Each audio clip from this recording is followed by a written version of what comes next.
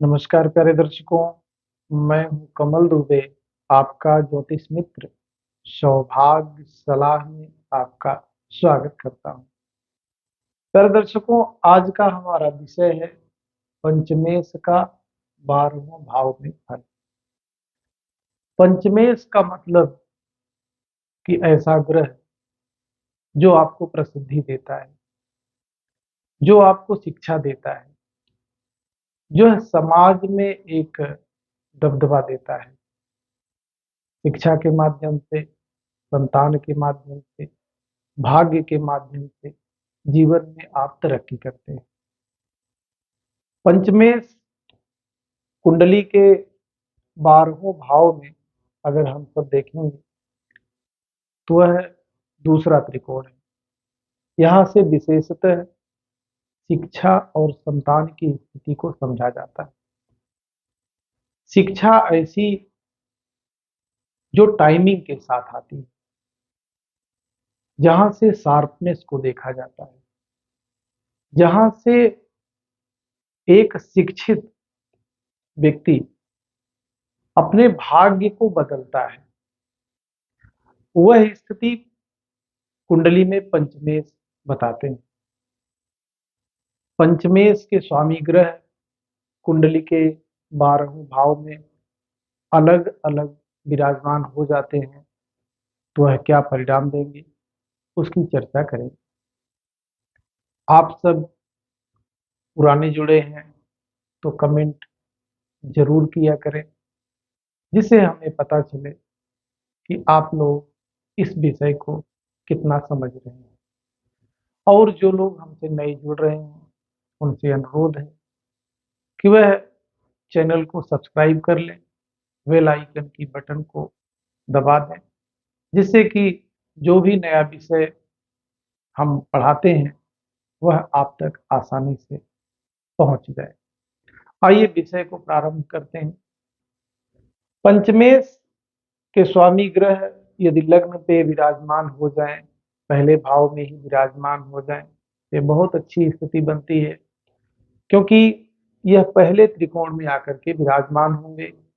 और पहला जो भाव हमारा है वह केंद्र और त्रिकोण दोनों का भाव है। एक त्रिकोण का स्वामी केंद्र और त्रिकोण दोनों भाव में यदि विराजमान होता है तो ऐसा व्यक्ति बड़ा समझदार, बहुत ज्ञानी, इसी जन्म में अपने ज्ञान के बल पर बहुत कुछ करने वाला, अपने साथ साथ अपने समाज को भी ऊपर ले जाने वाला, कुल खानदान का नाम रोशन करने वाला, और समाज के लोग ऐसा अक्सर कहते हुए मिल जाएंगे कि यह तो बहुत समझदार है, बहुत चालाक है, बहुत ज्ञानी है, अपने ज्ञान के बल पर बहुत कुछ यह कर ले जाएगा, इसका विरोध करना ठीक नहीं। ऐसे व्यक्ति की पर्सनालिटी का डेवलपमेंट खूब होता है।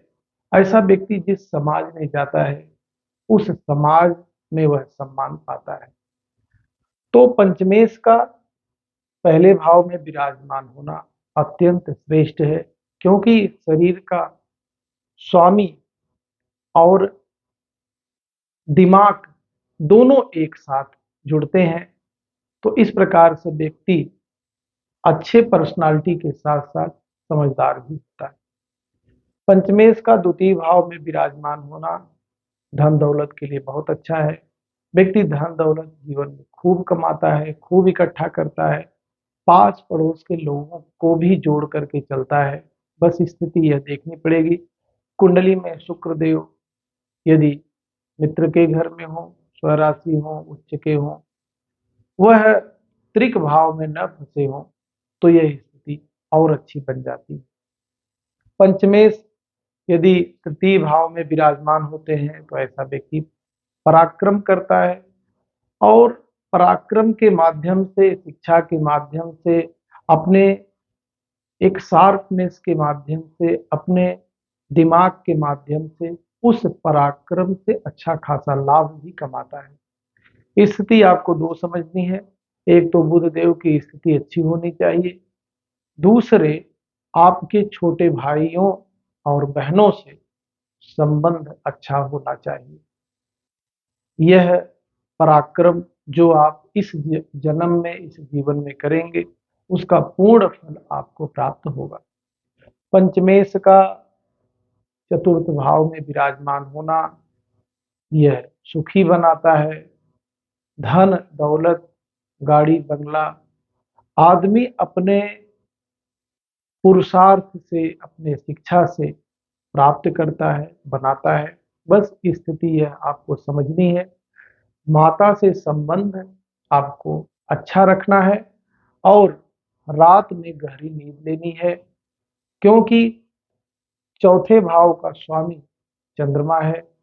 चंद्रमा यदि बली है, चंद्रमा यदि आपके जीवन में शुभ है, आपके कुंडली में शुभ है, तो यह स्थिति जो मैं आपको बता रहा हूं वह और बेहतर होता चला जाएगा।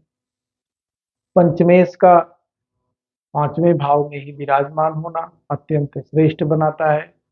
ऐसे जातकों के जीवन में संतान का सुख तो खूब प्राप्त होता ही है, साथ में वह शिक्षा के माध्यम से भी पूरे समाज में खूब वाहवाही बटोरता है और एक अच्छे स्थिति में वह बनता है। यदि वह व्यवसाय करता है तो व्यवसाय में बहुत अच्छी खासी उसको सफलता प्राप्त होती है। यदि वह व्यवसाय के अलावा नौकरी करता है तो नौकरी में भी विशेष करके प्रशासनिकता की तरफ, कवि बनने की तरफ, एक इंस्टीट्यूशनल का मालिक बनने की तरफ बहुत जबरदस्त इशारा करता है। सूर्य देव की स्थिति को समझना पड़ेगा। सूर्य देव का प्लेसमेंट बहुत अच्छा है। बृहस्पति देव की दृष्टि या युति यदि पंचमेश के साथ हो जाए तो चार चांद लग जाएगा। प्यारे दर्शकों, पंचमेश यदि छठे भाव में आकर के विराजमान होते हैं तो वैसे तो ऐसे व्यक्ति के जीवन में रोग भी होता है, कर्ज भी होता है और शत्रु भी होते हैं। लेकिन व्यक्ति क्योंकि बहुत ही चालाक है, बहुत ही समझदार है, बहुत ही उत्साही है, इसलिए शत्रु भी उसको भांप नहीं पाते हैं और बुरी से बुरी स्थिति में भी वह शत्रुओं के बीच से निकलने वाला होता है। लेकिन फिर भी यहाँ पर पंचमेश का आना थोड़ी कमजोर स्थिति तो बनती है। पंचमेश का सप्तम भाव में विराजमान होना पति और पत्नी के बीच में तालमेल का कम होना यह देखा गया है। वैसे तो धन के लिए ठीक है, अगर व्यक्ति व्यवसायी है तो रोज की इनकम तो ठीक रहेगी, लेकिन पति पत्नी का तालमेल थोड़ा सा अच्छा नहीं रहेगा। पंचमेश का अष्टम भाव में विराजमान होना मंगल की स्थिति बताएगी। यदि मंगल की स्थिति ठीक ठाक कुंडली में है तो ऐसे व्यक्ति के जीवन में जो भी वह पराक्रम करते हैं उस पराक्रम का अच्छा खासा लाभ मिलता है। ऐसा व्यक्ति गूढ़ विद्याओं का जानकार होता है। ऐसा व्यक्ति शिक्षा के माध्यम से, अपने संतान के माध्यम से पॉपुलर होता है और उसकी पॉपुलैरिटी का विकास समाज में होता है। समाज के लोग ऐसे लोगों की सराहना अवश्य करते हैं। लेकिन यदि मंगल की स्थिति खराब बनी तो ऐसे लोगों की बुराई भी समाज के लोग खूब करते हैं, चाहे उसका कारण कुछ भी बने। पंचमेश का नवम भाव में आकर के विराजमान होना अत्यंत श्रेष्ठ बनाता है, क्योंकि यह पांचवें से पांचवा है तो पांचवें भाव का प्रतिबिंब नवा भाव है। व्यक्ति भाग्यशाली होता है। पिता के संपूर्ण जीवन में जो उनके शुभ कर्म है उस शुभ कर्म का वह हर प्रकार से फायदा उठाने वाला होता है। पिता के जितने भी शुभ कर्म हैं उससे वह लाभ उठाता है, भाग्यशाली होता है और जीवन में धन दौलत पैतृक संपत्ति तो वह खूब कमाता है। जिस भी क्षेत्र में रहता है, जिस भी कार्य को वह करता है, उसमें उसका भाग्य खूब साथ देता है। पंचमेश का संबंध यदि 10वें भाव में हो जाए पंचमेश 10वें भाव में आकर के विराजमान हो जाए तो ऐसा व्यक्ति कुशल व्यवसायी होता है, ऐसा व्यक्ति प्रशासनिक अधिकारी होता है, क्योंकि कर्म में ही उसके ज्ञान है। हम सभी जानते हैं किसी भी कार्य को करने के लिए यदि आपके पास पर्याप्त ज्ञान है तो उसमें आपको सफलता जरूर मिलेगी। वही स्थिति पंचमेश 10वें भाव में विराजमान होकर के दिखाते हैं। हाँ, यदि दशमेश भी पंचमेश के साथ विराजमान हो, दृष्टि में हो या केंद्र और त्रिकोण में विराजमान हो तो यह स्थिति और मजबूत बन जाती है। इसके साथ साथ शनिदेव की स्थिति को भी समझना पड़ेगा। शनिदेव यदि शुभ हैं, यदि आप एक नियमबद्ध कार्य करते हैं, गलत कार्य नहीं करते हैं, तो निश्चित तौर पे यह अत्यंत श्रेष्ठ और आपको व्यवसाय और नौकरी दोनों में बड़ी सफलता मिलने वाली है। पंचमेश का एकादश भाव में विराजमान होना भी अत्यंत श्रेष्ठ है, क्योंकि अगर आप देखेंगे तो यहाँ से यह 7वां भाव है। पंचमेश की ठीक दृष्टि 11वें भाव पे जाती है और अगर पंचमेश यहाँ विराजमान होते हैं तो पूर्ण दृष्टि से अपने ही भाव को देखते हैं। ऐसा व्यक्ति जीवन में शिक्षा के माध्यम से, अपने बुद्धि के माध्यम से, राजनीति के माध्यम से ठीक ठाक लाभ कमाता है। पंचमेश का 11वें भाव में विराजमान होना व्यक्ति को अपने बल पे सफल करता है। पूरे परिवार के लोगों का कार्य एक तरफ और पंचमेश का यदि 11वें भाव में किसी भी जातक की कुंडली में विराजमान होना होता है तो उस व्यक्ति का कार्य एक तरफ।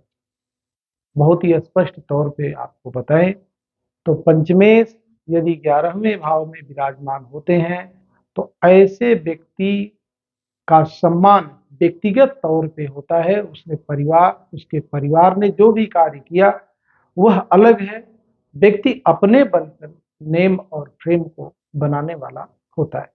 प्यारे दर्शकों, पंचमेश यदि 12वें भाव में विराजमान होते हैं तो यह बहुत अच्छी स्थिति नहीं बनेगी। एक विषय है एकादश रुद्र। हम जानते हैं कि किसी भी भाव का नाश उससे 8वां भाव करता है। इस प्रकार से 5वें भाव का 8वां भाव 12वां भाव है। यहाँ से शिक्षा और संतान का नाश होता हुआ दिख रहा है। यदि ऐसी स्थिति बनती है, भगवान भोलेनाथ की शरण में जाएं, भगवान भोलेनाथ के मंत्रों का जप करें, साल में कम से कम 4 बार रुद्राभिषेक अवश्य कराएं।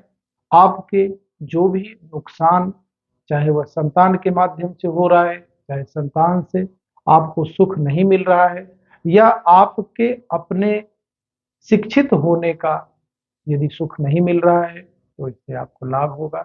इस प्रकार से पंचमेश यदि कुंडली के 12वें भाव में अलग अलग विराजमान होते हैं तो लगभग इस प्रकार का परिणाम निकलता है।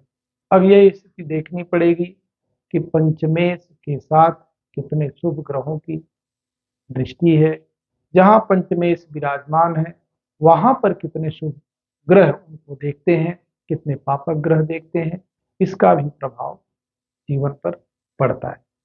फिर महत्वपूर्ण विषय पर आपसे चर्चा करेंगे। आप सभी दर्शक हमसे जुड़े, आप सभी का बहुत बहुत